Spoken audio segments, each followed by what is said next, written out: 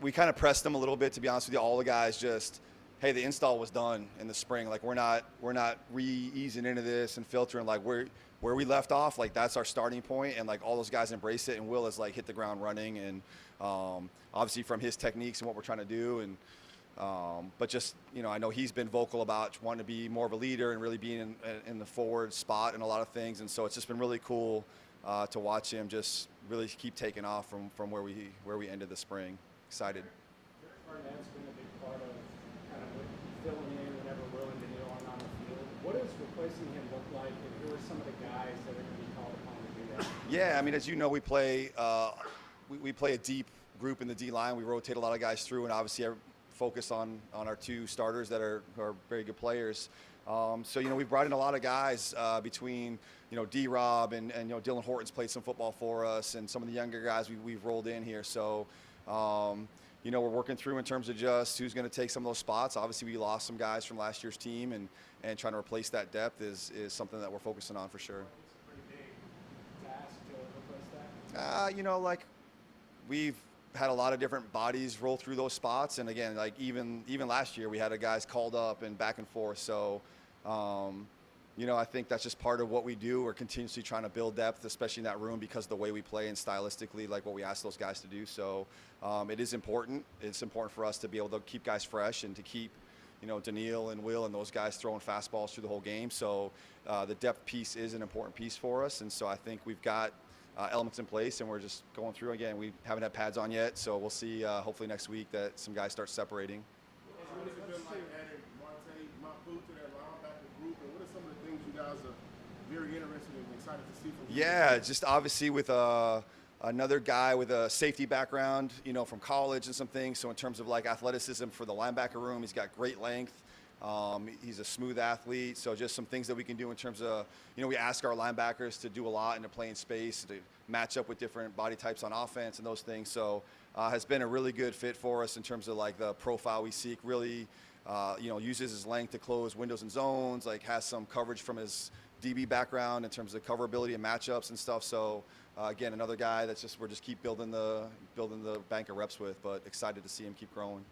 What progress have you seen from Caden McDonald? One more time, sorry. What progress have you seen from Caden McDonald from early OTAs to now? And Yeah. do you have a role sort of envisioned for him already? I wouldn't say we've carved out like specific roles. Obviously, like he's a big, strong man, and we want him to play big and strong. So that's a starting point for his role. And again, I've said this before, like all those guys, like just the techniques that we play are slightly different. So there's always a growth curve, and really laid a really good foundation and sort of like probably felt our expectations of, hey, this is what it's going to be like. So as we come back, again, another guy's hit the ground running. He came back a little bit early. We had the rookies back in a couple weeks, to sort of transition in. So I think my expectations are that his growth curve will be exponential. Once it's sort of like he gets it really underneath him, it's going to sort of take off, because you see the strength. I mean, you see him strike bags and stuff like that, and the things that the reasons we liked, we're high on him coming in.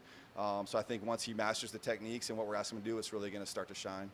Matt, when it comes to Kalen Bullock and some of the things he's doing, where do you see Kalen kind of taking it up another notch as he heads into the season? Yeah, I think Kalen's been another guy that's been intentional and been vocal about like working in different spots and expanding his game, if you will, in terms of like, I'm not just going to be a deep player. And so, and bringing Reed in with him and trying to like be interchangeable and sort of multidimensional there. So he's really worked a lot on just playing some stuff down low or playing some man techniques, some things that we haven't necessarily asked him to do or hasn't been in those spots a lot. He's trying to sort of expand his repertoire a little bit. So I think, we know what he can do and some of the stuff that we've asked him to do before, but trying to see what else we can do. And again, anytime you can sort of move guys around and put them in different spots, it just helps with your matchups and disguises and anything that we're doing. So he's again, the group's been really good, man. They've come back with intent and with purpose, and it's been a really good start to the camp so far. Go ahead. Man, has that been, last year you had a opportunity to do it defense last year, and you're talking about the expansion of some of those guys that are all coming back. Is that sort of like the difference of differentiate this year? And we need to add on or you would just move it up? Yeah, I mean, I hope so. I mean, I think we've all talked like, you can't rest on your laurels. Like last year doesn't matter. That was cool. Obviously we had a great season and really enjoyed that, but like that doesn't matter. And and you can't stay the same in this league. Everyone's watching our tape and trying to figure out, poke holes in it and trying to figure out how to attack us, and we've got to be ahead of that curve. So I think the more that we just try to keep put on these guys to expand and do more, and can we change this? Can you do something else? Like the more we can expand that out. Not that we're not a defense that tries to do a lot of wild stuff, but the more that we can interchange players and do different things, the better it's gonna help us in the long run for sure. Honestly, you all lost ESP earlier, Jake, with some of the injury. As you all look to see who can be like regular contributors, maybe at that linebacker spot or even somebody else, what are y'all looking for? And what did you see from the guys who were being put Right, yeah, sure. I mean, again, like I would say, I'm not dodging questions here. Like I would say, like, especially that room as a linebacker, right? Because the communication's so integral, like they're sort of a lot of everything, right? They're playing the run game, they're dropping, they're doing those things. Like a lot of times, like there's a lot of preseason and scrimmage work, live stuff that really matters as much as anything, right? So we built, I mean, that's probably as deep a room as we've had since we've been here. I know we've had a couple guys have suffer some injuries, but I think the whole group as a unit has got some good depth to it. And again, it's another thing I think it's early in camp to like start anointing people or doing anything else. But and you know how we operate. We're going to get all those guys reps at different positions. So even some of the young. I mean, we talked about Tay. Like Wade and Aiden have come in and done a really good job. You know what I mean? And Scoob has missed some time and is kind of coming back. So there's a lot of those guys that were like working through all those spots. And again, when it sort of settles in terms of which positions work and kind of, again, linebackers as much of a big picture position as anything. So I think once we kind of get into some real action and see how those guys operate, when live bullets are flying, then we'll have a better idea of where that group's going. Sorry, one more time. Have you seen anything from Dominic Bay that's kind of stood out to you guys? Yeah, he's explosive. He gets off. He's a tough kid. He's shown up a little bit. Oh, we got some action out there, huh? He's done a good job early on. Again, it's going to be consistency with all those young guys, with him especially, but just, he's flashed a lot of, like, he's got some movement skills. He played on the edge a little bit in college and had some flex to him. So, but I've been impressed with the kind of the get off and the toughness that he's shown early in camp. You're going to talk about precision on yesterday and how you all are making that more of an emphasis this year. When you look back and you look at some of the tape from some of the film from last year, where can you see that where you all can improve as far as that precision, being in the right place at the right time? Yeah, I would. Yeah, for sure. I would just say it's the consistency of, like, not joke, not to be arrogant. Like, I don't think playing physical is our problem. Like, I don't think playing effort's our problem. So when we've given up a play in the past, it's been because of us. Like, we weren't on something, or we missed a check, or we missed a detail, or someone played the wrong leverage or got out of the gap. Like, it's never been like, oh, that guy got us or they just handled us. That's pretty rare, I would say, for us. I think we have a pretty talented group. So the emphasis is saying, like, if we are every play in and play out consistently, precise, exact, where we're supposed to be, communicating, doing everything we're supposed to do, like, what does that look like? Like, if someone beats us and when we're doing all that, then kudos. But, like, I think that's going to be pretty hard. You know what I mean? So, like, instead of us, we had 58 great plays, but these 5, man, we were just a little bit off on something. We stepped wrong. I mean, and sometimes it's as subtle as that, right? You step outside your framework as a D-line, now you get hatted in your gap, and then we give up a run. You know what I mean? Can we take that out of our game? So I think the precision's like, and again, as you guys know, right, today's practice, right, a little bit more of a jog-through-y, whatever you want to call that tempo. We have those night practices. So, like, you're not necessarily getting all the physical work. It's not old school 2 days, full pads, banging heads every day. So, like, what are you getting out when we're in the bubble and we're in a precision check or in a walkthrough setting? Like, can you be exact so that you build that bank of reps as you move forward into the season? Frank, I want to talk about this a little bit. Inside-outside capability. I know he missed some time in the spring. Now that he's getting back into it, what do you see for him in his role? Obviously starting inside, but maybe be able to slide out a little bit. Yeah, we're honestly, I would say, and probably this can go for a lot of people, like, we're not going to limit his role. I don't know if that makes sense. Like, whatever he can handle, we'll let him handle. So he's kind of working his way back into things, as you guys have seen. I'm excited for him. Like, I was excited when we signed him. I was really high on him in the draft when he came out 4 years ago, and I was in Arizona. So there's a lot of potential, a lot of hope. So I think we're going to load his plate. Kind of, we talked about the linebackers and some of those other guys, Kalen. Just we're going to put a lot on his plate and see kind of again where the best fit is and where he can help this team win ball games. But excited to kind of ramp him up and get him going for sure. Cool. Yes.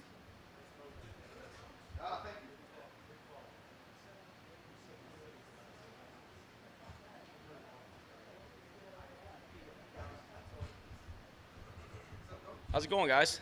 Good seeing y'all. To trying to take the offense up a notch, and Yep. we talked in the spring about things you feel like you could do more with, 12 Yep. personnel, 13, all that stuff. How do you feel like now you're being able to implement those things, those goals? Yeah, I think we got a healthy team right now, and really trying to utilize everybody we can, and push the needle from where we left off in spring. Not just changes and tweaks to some of the offensive schemes, but in addition, some of the stuff maybe we didn't get a chance to quite get to at the end of OTAs. Still implementing those things.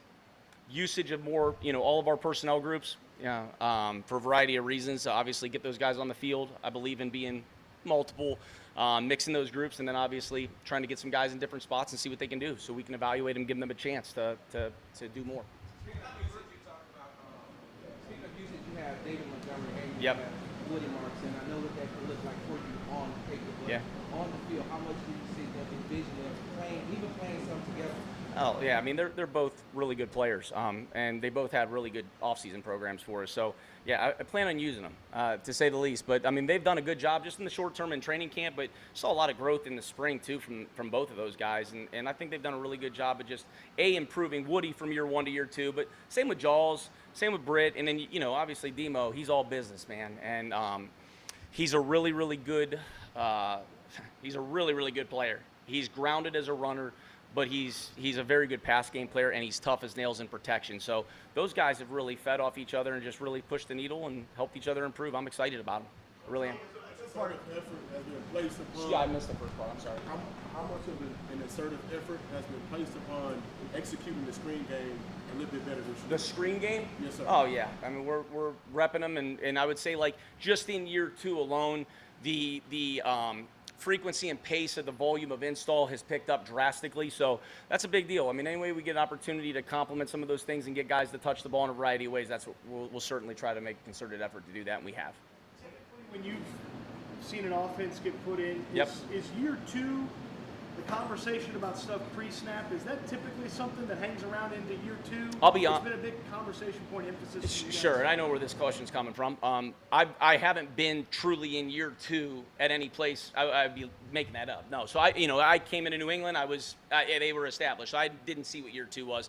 LA, I was there in 2023. Sean had been doing his thing. So everybody that I've spoken to, from a college standpoint, when I was coaching on defense, I've been a part of year 2s. There is definitely a higher level of understanding, the expectations fundamentally. You got a year of being, just completely entrenched in those meetings, practice reps, et cetera. So yes, the answer is from everybody that I've talked to and I've seen from my defense experience, 100%.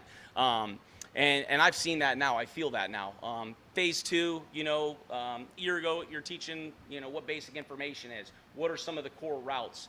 And then you're integrating, a handful of concepts a day. Phase 3, you build on. I mean, this year, it was more than double in terms of the frequency. And that's a testament to our players, too, and our coaches doing a good job. But they did a great job of absorbing it, studying it, staying ahead, and going out here and bringing it to life on the field, and we got an opportunity. And it's the same thing, Cody, that we've seen here in training camp. This training camp's more situations mixed in earlier, I would say, than last year in terms of total situations, and definitely higher volume. And they've done a hell of a job of, staying on top of it and working through it.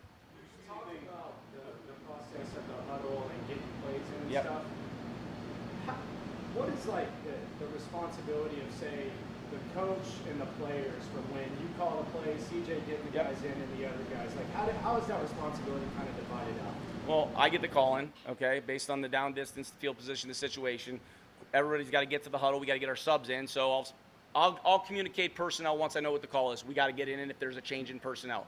Okay, quarterback is in the huddle. We got 11 in the huddle. He'll now recall and start to give the play to the players, okay? And then we've got to do a good job of breaking, getting out of the huddle, getting our feet set. That's the basic process that we go through. And that's what we've tried to enhance and just do a better job of just being more efficient, getting in and out of the huddle with better urgency, being mindful of getting that thing in earlier too. And I thought we did make a lot of progress from that standpoint throughout the season. We really did. The thing that killed us last year, as you guys all know, you guys asked me 1,000 questions, and I get where they're coming from, but like the pre-snap penalties and that shit, like that, there's no place for that. So we're on a crusade to eliminate those things every single day. Not where we want to be. Still have too many things here and there, but we're making progress, and we're working hard at it. And I think our communication has definitely improved. I guess like the self-evaluation of it, like you go back and say, well, I thought I got the play in time, and the you and CJ kind of have a conversation. Yep. Like, well, what went wrong here? How do you fix that? Yeah, you first of all, you ask what the problem may have been, okay, whatever that may be, and then we just work to try to improve that from, again, a timeliness standpoint, trying to get in earlier from me to him, getting the guys in the huddle, and then being able to get them locked in so that we can get the play called. And then there's a variety of things. Is it crowd noise? Sometimes a guy might need it again. Sometimes things get shorted out, okay? Sometimes there's a switch in personnel that might delay if I want to switch. But those are all things that we try to clean up as we go, to answer your question. How are you seeing things different with Jerry Shalinsky coaching C.J. Stroud, at least early on, and what do you hope the impact is of him on season? Yeah, no, I mean, so Jerry obviously was here, with us last year, really handling all the meetings. He's handling all the meetings, doing a really good job.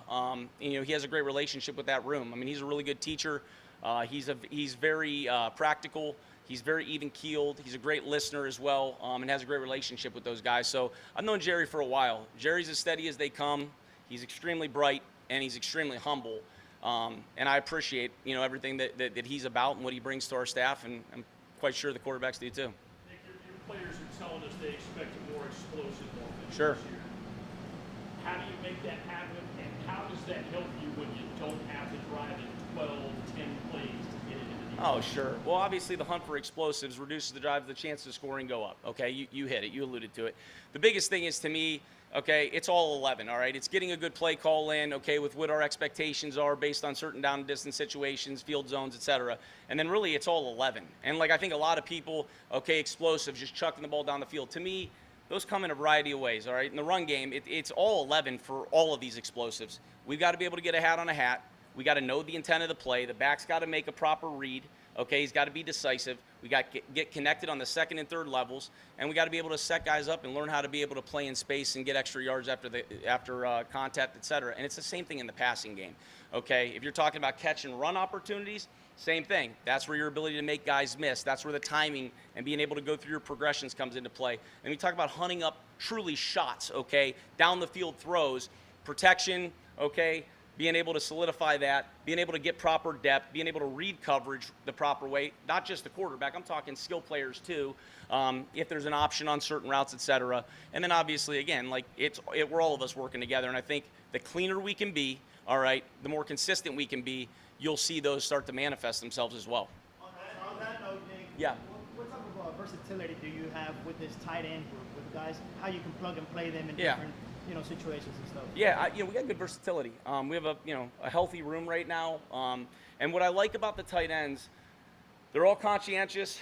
They're all tough. They all see the game. They all take a lot of pride in being on the same page and seeing it through the same set of eyes, starting with mic declarations, communication to distribute blocks, activating maybe a hot or a sight adjustment in the pass game. They've been very conscientious about that.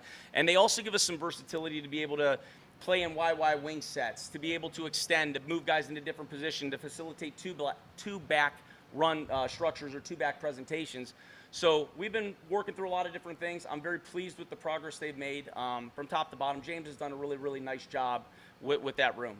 So you got to keep growing, got to keep challenging, got to keep putting a lot on them and stressing us out for the right reasons, and then be able to kind of solidify some things and refine things as we go. Back on the field today for practice. Yeah. What does that process look like to working him back into the on the field? It brings joy. It brings joy to me. I mean, he's got, you guys know, he's got such a spirit about him. And I know he's worked really, really hard. And getting him out there and getting an opportunity to integrate himself, based on his plan has been great. And just keep bringing him along. But I mean, he brings a smile to my damn face every single day when I see him. You know how he is. He's awesome. you have a specific role in mind for him, or you just kind of want to let the process flow? Yeah, no, I mean, you can see his body of work speaks for itself. I think he's got good versatility. He can move around. He can build speed. He can do a lot of different things. He's got a versatile route tree, and he's highly competitive. So, you know, I don't see a lot of restrictions on him. How is this where Keelan is coming along, playing a position he didn't play in college? Yeah, he's tough and he's smart, and he's his hardest critic. You know, sometimes you got to tell him, hey, man, I got it. Like, we just move on. But there's a lot on that guy's plate, the center in general, as you know. But he's doing a hell of a job. Cole does a great job with him. He's locked in. He's pushing himself every single day, and I just see continuous growth. And as long as, you know, there's going to be mistakes for all of us. It's about continuous improvement, eliminating repeated mistakes and moving forward. And I see a lot of growth that's happening. He's all business, baby. I mean, he's all business, all ball, locked in, and I'm glad he's here. I was talking to Keelan yesterday about getting reps at center and guard and what the biggest difference is. And he said, look, at center, you're the main guy kind of directing everything. And at guard, you're just more about receiving that message and executing. But from your standpoint, is the biggest challenge going to be communication or the detail of technique as far as, you know, snapping the ball and making sure, you know, it's a game of bench, it's a game of half a second if you're late getting off and getting back to blocking and stuff. What's the biggest challenge there between I would say just the mental piece of setting the table, I think is it's obviously an uptick of responsibility than obviously playing guard. Communication is big for all of them, but exactly what you said is exactly what it is. So I think that piece of it, getting reps, which he did in the spring, which we're doing now, okay, that'll start to slow the game down the more reps we get into it. The physical piece, the great thing about, I would say, the way that we teach the fundamentals here, and Cole and I have a long history, and he does a great job, is there's not 1,000 different things we're trying to do. It's consistent, repeated execution of block technique and footwork. We're not trying to have 1,000 different things. So there is some carryover. Stance will change a little bit at center, certainly, than guard, but there's more carryover than you would think fundamentally. Real quick, two-part on two rookies. On Keelan, what did you think when he blocked Aziz, Pro Bowl backer, and basically took him down? And just what have you seen from Marlon Klein so far? Thank you. Yeah, no, I mean, you know, he's aggressive. So, you know, you obviously want to keep our feet in certain situations, but it's easier to pull that back, you know, in terms of just, but you never want to take that aggressiveness out of him. That's why we love that style of play, and we covet that. And Marlon, I'll tell you, he's a talented kid. He works his ass off. He's got a big runway out in front of him. Big, tough, can build speed, good catch radius. Just trying to put him in positions to be able to get a lot of reps at the techniques that we're trying to get, and there's a lot at that position. I mean, you're involved in run game communication, okay, sub runs, base runs, extended from the formation. You're involved in pass protection. You're involved in route detail, route running, and not just inside the formation either. So we're bringing him along. He's working his ass off. He's doing a really nice job. I'm excited for those guys. Just keep it going. We talked a lot about who plays and who doesn't. What goes into the process and who you lean on, who makes the decision of who is on the field on offense and who isn't? Yeah, I think, well, from the top down, D'Amico's the head coach. So ultimately, like when we talk, we always talk roster. It's a continuous conversation, you know, throughout the year. And then I think, like, you know, the guys that play are the guys that earn opportunities through showing that they can do it on the field and being consistent with that. And we're trying to, you know, find the most consistent, competitive group that we can put together, and that's through the body of work that you put out there. And so trying to take those things from the meeting to the field, seeing what it looks like on the field, and letting us have as much competition as we can. And then I think, like anything else, in my experience, I believe that it'll manifest itself over a wide body of window here in the, call it in the next month here in training camp. But we'll always have conversations about that as a staff. And certainly there's input. We talk as a staff offensively in our room just about the growth and the development of the guys. But then we talk as a big picture organization too with D'Amico. Yesterday, David Montgomery talked about how, you know where the defense is. Yeah. As far as, when anybody talk about Houston Texans, they talk about the defense first. They want the offense to be able to match that. Yeah. Into that top 5, top 7. Yep. When you took a step back after last season, or this offseason, what did you see where you can improve and how much you can help CJ improve, especially in this offense? Maybe him being able to do some of the things just off of basic natural instinct. Yeah, I mean, I think, like, just as a big picture, are you asking just from a big picture offensive perspective too? Yeah, eliminating self-inflicted wounds, penalties, pre-snap errors, okay? Eliminating that. Like, don't beat ourselves, all right? playing with a quieted mind and being able to out there and execute at a high level, okay? And that is playing clean football and doing it consistently. That was our challenge last year. We needed to be more consistent, and that's been the charge all offseason. Like, we're not going back and living that world, okay? Play clean, play with great fundamentals, play with precision and great execution, and be able to cut it loose. And then when you talk about with CJ, you know, just the comfort level, as we went through a year and you have more and more dialogue and more time on task and more exposure, try to find the things that we do well that suit our players that he's comfortable with. There's not anything that we put in a game plan. We talk throughout the week during the season, you know, Wednesdays, Thursdays, Saturdays, and those quarterbacks will know too, especially in that room, that it's an open forum. They have the right and to voice any comfort level with this play. I love this play. I'm not as comfortable with this play, and here's why. Can we tweak this? Can we, you know? And we communicate, and that starts with communication, and that's what it is, and understanding each other. And we work really hard on that. Like, I got a great relationship with CJ. I love the guy. He's worked really hard this spring, and just trying to continue to build it and tailor it and just be more comfortable as a unit and have great dialogue and good communication and be transparent about things. So, And from a play calling standpoint, yeah. when you look back at some of Yeah. the game, did you say to yourself, I could have made a better call here? Oh, sure. I mean, there's a handful of calls every single game. I was told this a long time ago by a mentor of mine. Like, you're going to want back. Like, it's about learning from those opportunities. It's about looking at the big picture and how can I grow and how can I learn. So I'm always trying to do that.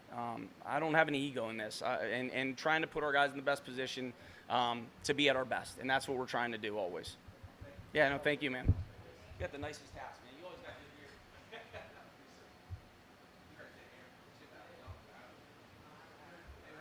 Hi, everybody. What's up, Coach? Man, football's back in the algorithms. Let's go. Fired up. Good to see you guys. Fired up for training camp. First special teams meeting today in about 15 minutes, so let's rock. You guys go ahead and start. What do you see from these guys? I know it's really early. And do you use the preseason games maybe even a little bit more than practice performances? How do you figure out who's your punter? Yeah, great question. You kind of answered it a little bit. Man, when the lights are on, you're going to see who's performed the most. Always going to be fleshing things out on the practice field grass. We need to improve quickly, but both Kai, Kroger, and Jack Stonehouse have done a good job to this point. Look, I'm not going to decide the punting battle.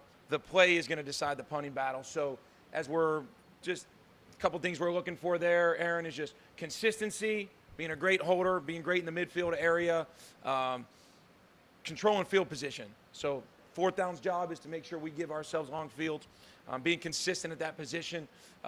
Excited for the opportunity for both of those young guys and good people making our room better. Excited.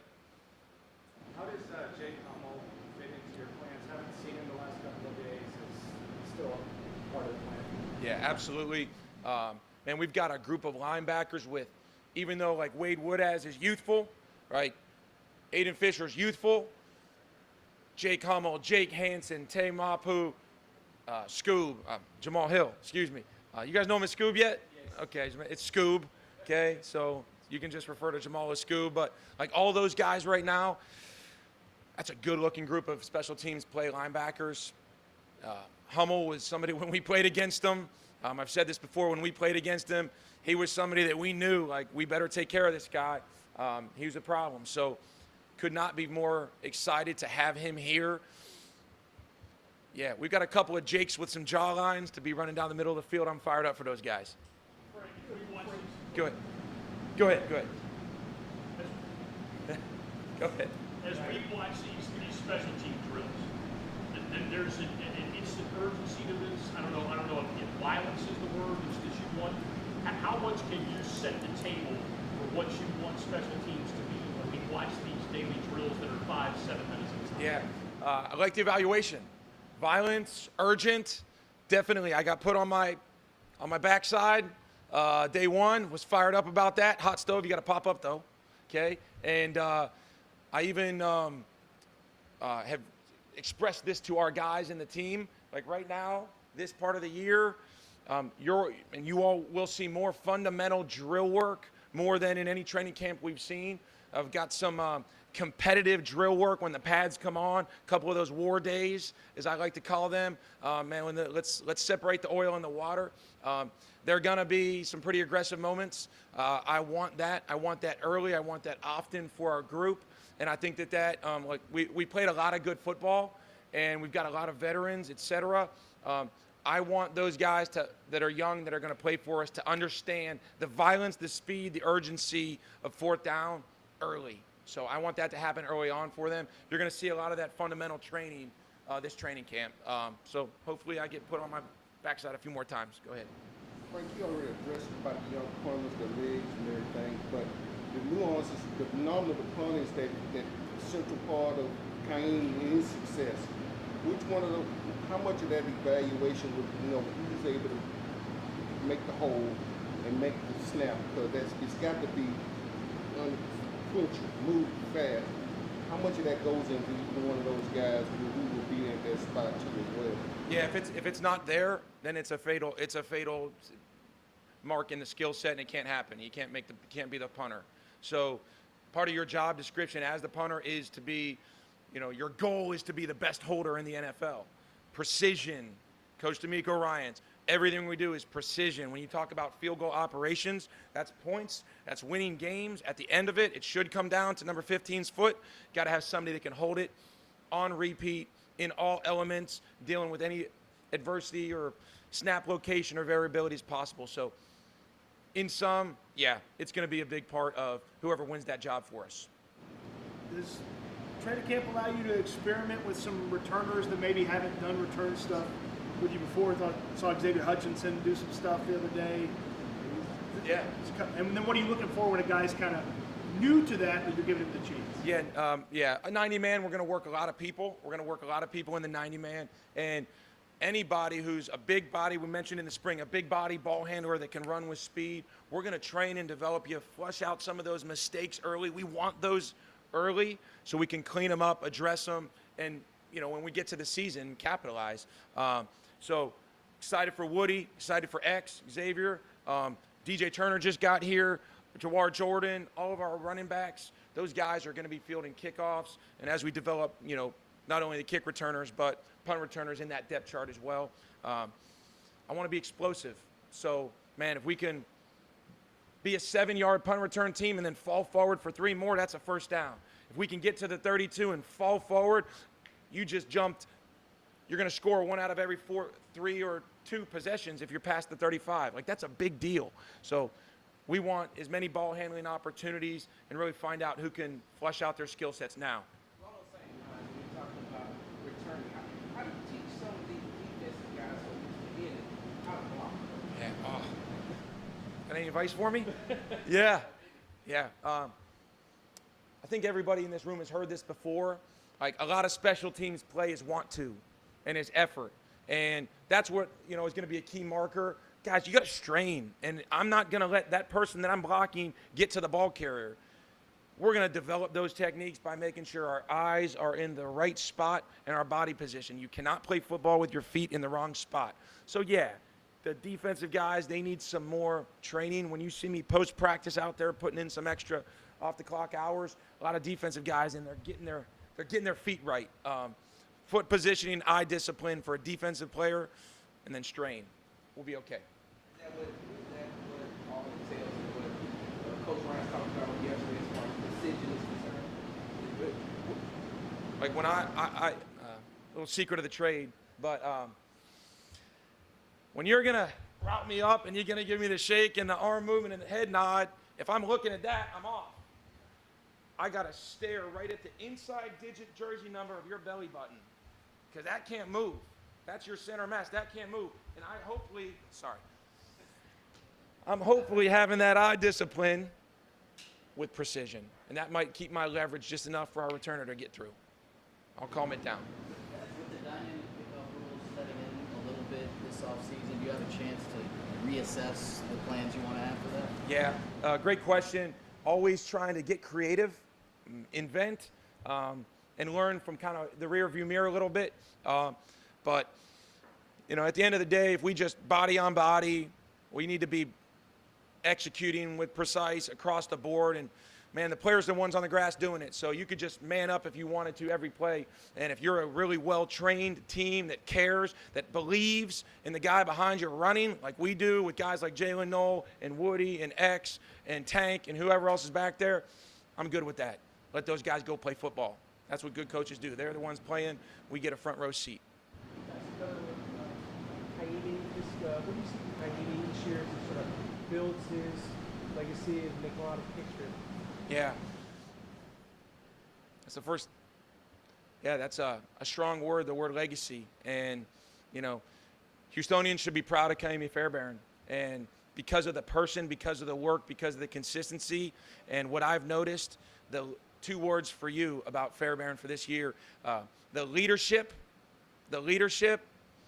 and the competitive. So he'll challenge his teammates more than the quiet kid out of Punahou High School from a decade ago. Proud of him. Excited to see him this year. We all should be. With the punting position, it felt like Tommy was pretty consistent in Cam before him, and now you have an undrafted guy and a guy who last year played, and it was what it was. How big of a deal is that when it comes to punting? Because I think we kind of overlook it, but how big of a void is that to replace Tommy, and you haven't had to worry about that, it feels like, for most of the time, so how big is it for you? Yeah, and I think a blessing in disguise, an analogy was we replaced a snapper, and that took a lot of effort and time on task. It's going to be the same thing, and we want to be great. We love the challenge, but you'll notice the blemishes first, right? You guys all notice when it's a 22-yard net first. So that consistency is everything. It's a big challenge. It's a tall task. You got to put a lot of work and effort to get there. Our goal and my job as the leader of that position group is to understand the assignment, go execute it, and making sure that we're growing every day. They understand this game is so precious. It is such the margin of error are so slim. It is such a pressured situation that nobody really thinks about. It's water off a duck's back if you're just in the stands. But, man, we need to execute at a high, and that's a premium. You give our Texans defense a long field, we can play some ball. You give our offense a short field, we can play some ball. That punter's going to have a lot to do with it. We don't take that lightly. It's good.